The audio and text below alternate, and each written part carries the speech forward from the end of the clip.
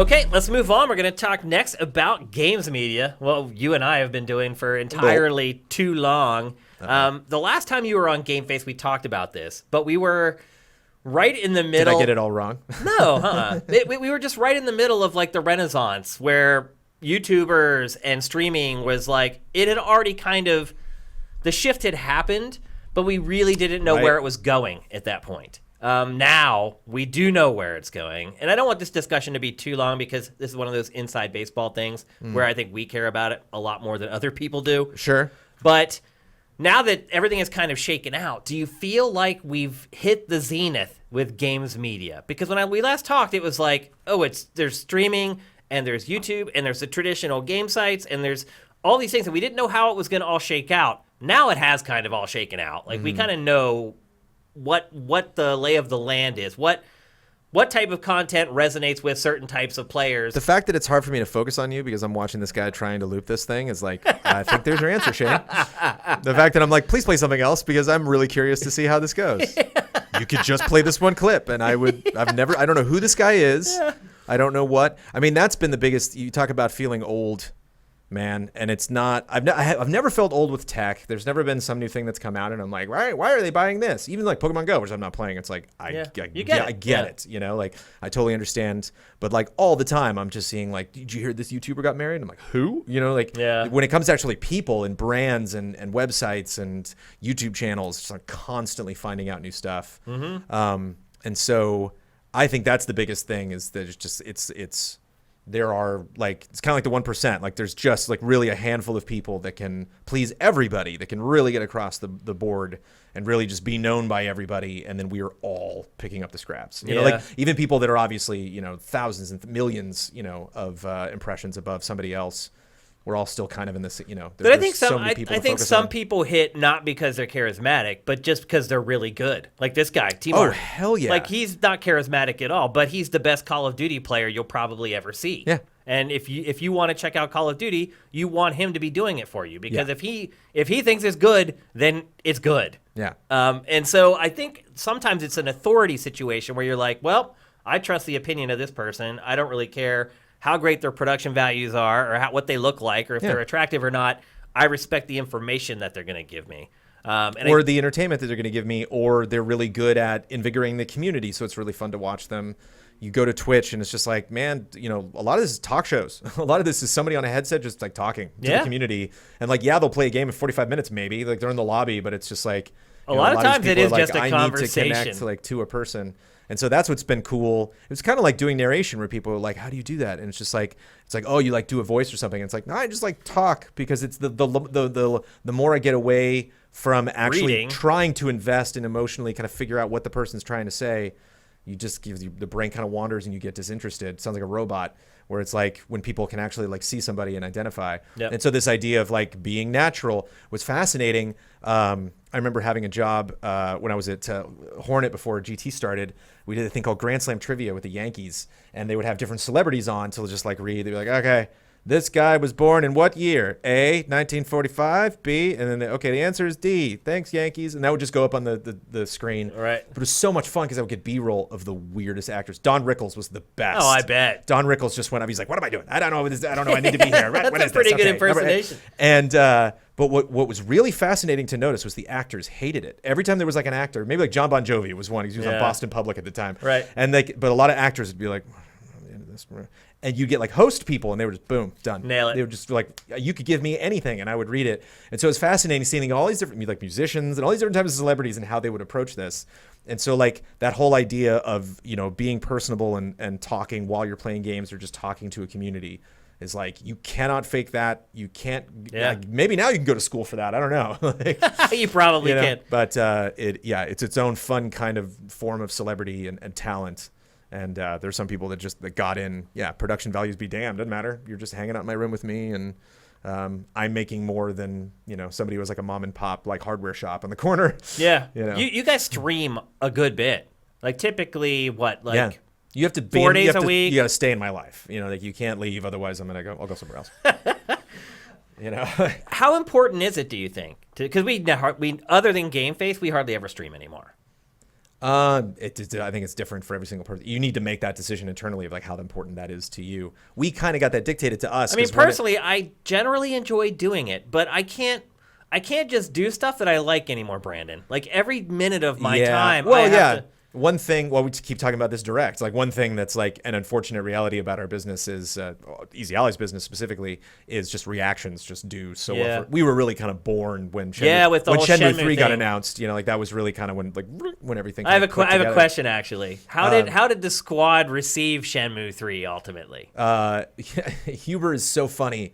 Because Huber's like, it's so good to have it come back. I feel so good, and like got their review, and it's like got a 6 or something. Like he he was like, so he was able to it's see not it great, for what but it was. Man, I loved it. You know, like, cool. Did he love it? Did he really love it? He'd been waiting for so long. It's kind of like Twilight. I mean, so had I. But you get that fourth the game Twilight was book, not and good. it's just like, did you read it? It's like in one night. Was it good? No, it wasn't. You know, like, and that's where he was with that. Okay. But he couldn't believe that existed. You know, he has some magic ability to just like manifest that stuff. But whenever announcements happen, like I've talked about Animal Crossing for so long. I'm clearly like the number one, you know, like maybe like Ben Moore and Daniel Bloodworth. You know, like get in the ring with the two of them and like see like who's maybe not necessarily the biggest fan, but like who's the most excited about. That is my absolute number one, you know, anticipated game of this year. Because you know, like maybe like Breath of the Wild would beat it, but I don't think Breath of the Wild is going to happen this year. 50-50, my guess. I think it'll be announced this year, or it'll be announced for this year, but then it'll get delayed. Yeah, well, it'll be announced for like formally. We'll actually, you know. You think they'll say it's coming out before the end of the year? And here's the title, and then it'll get delayed into March or whatever. But and so I got to kind of put my money where my mouth is. Where they're like, all right, the direct's Thursday at 6 a.m. How much do you love Animal Crossing? You're like, damn it, Nintendo. I've been called out. So you have to establish your brand. Maximilian Dude's really amazing at that because he only focuses a very specific type of, you know, a couple of genres and then just assaults them. You know, it's just you know he's going to be there for those things. And so I think, you have to kind of match expectations that way. But you can be in a very, very specific period. I remember when Game of Thrones was really hot, and my brother was like, hey, here's this channel. This guy only just theorizes about Game of Thrones. That's all I mean, he does talk about other things, but like that's his. He clearly, this man was born to explain this world to us. Huh. You know, and so. It's always hard for me to rationalize game streaming. Because there's explain it to like your relatives and like no, not even that. I don't care about that anymore, Brandon. I'm too old to worry about what my relatives think. It is fascinating though. It is a challenge. I'm just rationalizing like from a business perspective, me spending the time to sit down and play a game on stream for a couple hours. Obviously, our streams don't get as many people as yours do. Like when we stream a game, like it'll be like 50 or 60 people watching. Sure. And so I'm sitting there and I'm like, I care about those 50 or 60 people. Right. And I want them to be entertained and I want them to be happy they're one of our patrons. But I'm like, maybe I could be doing a better job pleasing these people if I were away doing something else for 2 hours. Yep. Instead of just... And like the archives don't tend to do that well because it's like definitely less, of course. Because everybody's playing it. So you can go on YouTube and there's like 8 million videos of that same exact section of the game. So unless you're doing like some kind of a shtick with like costume or you're like just hilarious, you're a stand-up comedian or something like that. Like I struggled to find the value in streaming games for us. I don't think there's a right answer to that. Like when we announced like all our Phase 4 stuff around the end of summer last year, one of them we had just like literally like a spreadsheet that like just had streaming on it, and I could just hear like a third of our community being like, no, they're just like, I want more features, I want more, a look in at what the production of what you're doing in the studio, more of your podcasts, more of the analysis, more produced videos, and it's just like that just takes way more time than streaming does. We'll still do that, but it's just always a question of streaming. You're done, and it's how there. we move those pots around the burners, and we have invested more in streaming. Just because it connects us to our audiences in an interesting way. And just for me, like I started, I'm 41 and like 20 years ago, I was on stage doing musicals. Like I've been doing so many weird things in my career, in my life, just like in the arts and experimenting with things. And streaming's like cool. It's really fascinating and interesting way. It feels like game trailers in like 2002. It's like, this whole video on the internet thing is... This is about to blow up, isn't it? And so it's fun to like be right out of college and be like, yes, I'm good at this. Right. And so now it's kind of, it's like we feel comfortable on camera talking and, live streaming. And it's just like, what else can we do? It was funny. I lost a bet where I had to sing a song from Cats. Oh gosh. And which was like, the movie? Like, yeah. It's the same thing, musical and movie. And so I did it on the group stream, and some people tweeted at me or reached out in chat. They were just like, why don't you guys do an actual? Why don't you do more a musical? of this? And it's like nobody's gonna watch that. Really, come on now. Yeah. The fact that I even haven't the done person it in who's 4 requesting years, it, that's if why. I did it for an extra 30 seconds, you would have bailed too. Yeah. I think I timed it at 3 That's minutes, a hard thing, though. 45 seconds. I'm like, that's about as long as I could hold somebody on Twitch. Probably. Yeah. I think that's been the most challenging part for me as far as moving from a commercial website to what we're doing is trying to figure out what people want. Like, I can't even order t-shirt sizes right. Like, seriously though, I mean, course. it's so hard to read Knowing what people want. how many people are going to show up. Anytime you have to do that, near impossible. Yeah, it's like, so, our first batch of shirts, it's like, I just basically Googled, what is the percentage of sizes for people? Ended up having, so many smalls and, triple XLs. It just stayed there for, ever. Yeah. So I'm like, okay, I'll learn from that. Completely adjusted everything, and now, the size that sold out the first time has been sitting there forever. It's insane. And so I think the problem is, at GT, we knew when people liked something because our audience was so huge. If people didn't like it, it did 25,000 views. If people liked it, it did 500,000. Yeah. You had that scale, but now dealing with such smaller audiences, it's so hard to even listen to them and figure out what the right decision is to make to grow your business. Yeah. So many times people request stuff, we create a show, and then nobody watches it. Yeah. And then you do a few episodes, you don't want to give up on it right away. No one cares, move on. You do another one. And that is a nice thing about this is we can kind of jump around and try new stuff. Yeah. But it's very hard when the sample size is that small to make any decisions for the collective group. Again, it's just that consistency. I think one of the things it was just this player. You see 5 seconds of this video, you see his face attached to it, here's what he's doing right now. I know that. So it's not if he does something weird next week, you're like, wait a minute, this is just not necessarily what you're known for. And so I find that weird too, that you just got to find people pigeonhole you into you should just do this. Our YouTube channel. Yeah. It's everybody just wants a YouTube channel for one thing. They want Pactor Factor to have just its own YouTube channel. Yeah, we definitely get requests. And so to if split up our Pactor channel into many Factor, things, and if we publish something else, we'll get comments. This isn't Pactor Factor. Yeah. It's dude, you didn't subscribe to Pactor Factor. You subscribed to SIFTD. Yeah, that's why Game Attack started, because Screw Attack became known for Death Battle and their countdowns. Right. And everybody was like, "What's this streaming stuff with these guys? Who are these guys?" And we're Yeah. like, "The guys who started the company." Yeah. And so they wanted to do something else, and they went off and did something else. But it's getting back to what we were saying earlier, how easy it is to just skip around to things. You do kind of have to always have that baseline, like we talked about, GameFace and our podcast. You do have to have those mainstays so that you at least, even when you can move stuff around, you at least have that foundation, that everything is kind of built upon. But risk is not. It's again where my eyeballs popped out when you were like, "What new shows are you going to have for the new year?" And it's like, "What are you doing to me, Shane?" Yeah, you're putting me on the spot. It's my job as host to put you on the spot at least a couple of times. Yeah. I wouldn't be doing my job if I didn't. But it's a way, it would be exciting, to drop a bunch of new stuff. But at the same time, isn't it exciting to just announce another season of something?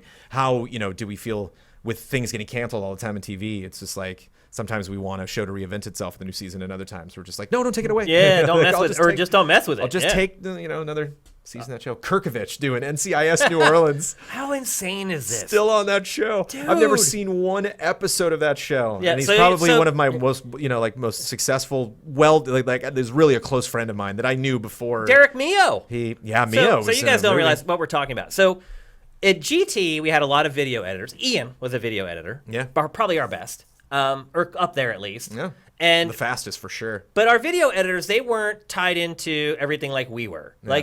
A lot of them were freelancers who worked for other entertainment companies, and they would cut for us for a couple days, and they go to some other edit suite and cut. And editing's a good thing for an actor because you can just pop around for events, and You build or you can contacts or potentially with cut stuff in your house. My producers. brother's an actor and does a lot of production stuff on the side. Yep. So anyway, we had 2 guys at GT who were editors. 3? A.G. Lacasio, Oh, man. right. He played young Han That's Solo right. in the Disney That's animated right. I series. forgot about that. Yeah. So we Marty in the Back to the Future was the main villain in the Voltron 5-episode series on Netflix. So we had 3 editors who were probably making like minimum wage at GT to cut our videos together. Very much rocking. Who have become actor stars. Careers. Yeah. It's crazy. Yeah, it's fun. It's really nuts. Rob, it's like I see him all the time. And it's funny. Like I'll go home to Pennsylvania at like Christmas, and I'll be sitting around like watching TV with like my bros from Central PA. I'm like, I know that guy. I worked with him for 6 years, and they're just like, no. And she wasn't in production, but Ash Birch is just there's another one. Now she's like a super. It's awesome. all it's the great. successes. I that love she's it. like, holy I love cow. it. I love seeing it, man. Go get it. That little company has spawned so much awesome. It's really great to see. So, do you think we've hit the zenith? What's next for games media? I think Is it going to be technology driven? Because No, I'll say I think this, we're like, past- I don't know where our hype train is today. It's not. It doesn't look like it's happening. Oh, I saw a little hype train actually. Oh, it's earlier. been going on? Yeah, the hype train snuck up behind you at one point. Okay. Oh, wait, Shane, hype train. But the new tech, you should have. Everybody, stop what they're doing. But I mean, to me, come. this seems like it's going to be the next thing. Like just technology, like the new features that you can add into streaming. Features, sure. Just general accessibility. I But just think is there anything past like playing a game live to people? Is that? I mean, feel like we've reached the end. Yeah. Doing it in VR. I mean, yeah. I mean, I don't know how brainy you want to get about that. I mean, I have some crazy ideas for the future. I think like the biggest, this is not next year. This is not the year after yet. It's just all about curation, I think, at the end of the day. I think tech is going to drive, I'm just not that excited about how good things look. I mean, obviously you're always going to get the best looking television or the best looking graphics card or something if you can afford it. Like, it's always going to be an available option for you. But for everybody else, I just think the thing that always wins is convenience. It's just like the most ease of use. If I can get something, if I can just press a button, it shows up in my house the next day. If I can just, do I have to take my keys out to get my car? Really? Like just always things that I'm surprised. Like, wow, I didn't think that would be that easy now, but it's just there it is. Yeah. And I think like the next phase that we're probably not that far away from, maybe like 5 years, is when Alexa's like our friend, And so it's like, it doesn't matter what YouTube curates. My little AI friend's doing it for me. There's just some AI thing that's just like, hey, running an algorithm. I sit down and I'm just like, sometimes I sit down and I watch something, and now it's like, no, I'm just going to sit down and be like, hey, just watch, tell me. And sorry for saying that name out loud. And some people are like, no, stop. But like, It's okay. we're just going to sit down and be like, I don't even care what I'm watching tonight. And they're going to be like this. And you're like, that's right. That show came out, because it's like, I'm smarter than you are, dummy. And It's cool. It's cool that we're going to be anybody alive. Like, we're going to live through that. Yeah. So basically, it's going to be AI driven. It's going to be wild. Yeah. Just as far as how I move to stuff. And then, because you think about how much people on YouTube, how much their careers are like, when they really notice, and thankfully, again, thank you, patrons, where like we don't necessarily notice how we're being shared. We're just like somebody like Markiplier's like, wait, whoa, what happened? They have a series, and then just boom, it's just like 3/4 of the traffic gone, like all these people, because they just don't see it. Like they're just not, it's not being served to the same amount of people. Yep. And so it's like, it's not, Google's not in control of that anymore. It's these people who have this third party now that kind of gets in their way of telling them this is the cheapest way to acquire this thing, or this is something. It's not like, and it's same thing with like sites like Expedia and others, like, oh, well, all right, we used to do that for you, but now it's just like, no, it's literally just this little AI my PC and my little AI friend that just kind of like in your does watch. does everything for me, so I don't have to do it. Because imagine, that just is so attractive. I mean, even just so this wonderful. watch, like just the voice recognition. I've never used Siri in my life. I got this watch. I use it all the time now. Because I can just put it up and I just like, I shouldn't do it because it'll start doing it. But I can just say text blah, blah, blah, this, and it just does it. Like convenience, as you said. Yeah, the one thing that I tell my grandparents about, they're like, are you kidding me? Is we have an app. It's a service we have to pay for. It's a very smart service, something that we obviously will not keep forever, but they got us suckered for like 2 years. And it basically just chronicles Milo's naps. And so we just like, we literally check the app and they're like 3:45. we're like 3:45, sweet. So at 3:45, like he's like, I don't want a nap, and we're like, you're going to, and we close the door and he's out. You know, like the app, they just know. They're like, based on how much he slept, the fact that he only did 30 minutes before, it's gonna be about an hour and a half. He's gonna go down for 45 minutes, and like they nail it. Like interesting. It's spooky, and that like, is spooky. and again, it's just people had to wing that before, and so it's like again, all of these things they're all different apps, they're all different companies and different services, and there's gonna be some kind of like, it's got your credit card number, it handles all that stuff. It's gonna like you're gonna get home and it's gonna be like, you have signed up for the service for 14 months and have never watched one of these programs, and you're like, I forgot I did that because it's only like $4, right? You know, and it's like, now do you still want this? Like, no, I don't. Please cancel that. Like, cool. Avatar: The Last Airbender is on Netflix, the UK now. Do you want me to, pretend you're in the UK so you can watch that tonight? Yes, do that. Like it starts to learn your behavior. It's going to get one step ahead of us. Account for it. Yeah. One of the big things that I hope I will not say the names, but these, like AI companions that we do have now, like the big jump is now you have to like ask it a question, and be like, hey, who wrote that in 1970? And like, it's not going to then search for it. It's going to have already searched for it because it hears what you're saying. And like, so the whole time you're talking, it's listening to everything you're saying and it's, just like processing all that information. So when you're like, so you literally only have to be like, like if it was called Shane, I'd be like, Shane, what's the album I'm thinking of? This. Thank you. Like you don't have to, it's not like I understood the phrase of your words. It's like I'm smarter than you are and miles ahead of where your brain is right now. So relating that to games media, you think your AI assistant is going to be alerting you, hey, Easy Allies is streaming right now. Right. You want to head over there. And 45 minutes later, GameFace is going to stream, and you want to head over there. You got to make sure you're pleasing the fans you do have, and then trust them to maybe tell other people, because there's going to be systems in place that are just like, I am deciding who watches what, and there's only so much you can do. Interesting. I feel bad. I feel bad for really big, talented people that have like built their these huge, really impressive businesses around YouTube, and it's just like through the dumb fault of technology or algorithms or Google being stupid or something, it's just like, boom, there goes their bottom line. But see, that's why we've never built our business on our YouTube channel. Yeah, it's a scary thing to do. It's like whatever we make from our YouTube channel is just gravy. Like that was never the crux of our business model, because I knew it's like you're beholden to an algorithm that you do not have control over.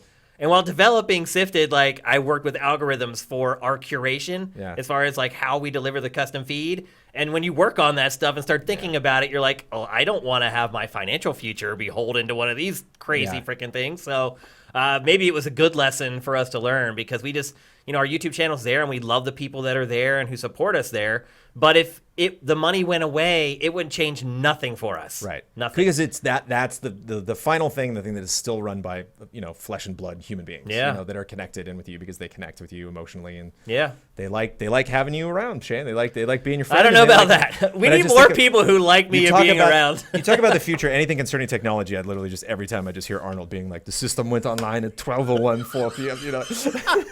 Just like the first missiles were fired, and it's like, we're waiting. We're just gonna play our PlayStation 5s and cross our fingers. That's right. The system doesn't go online.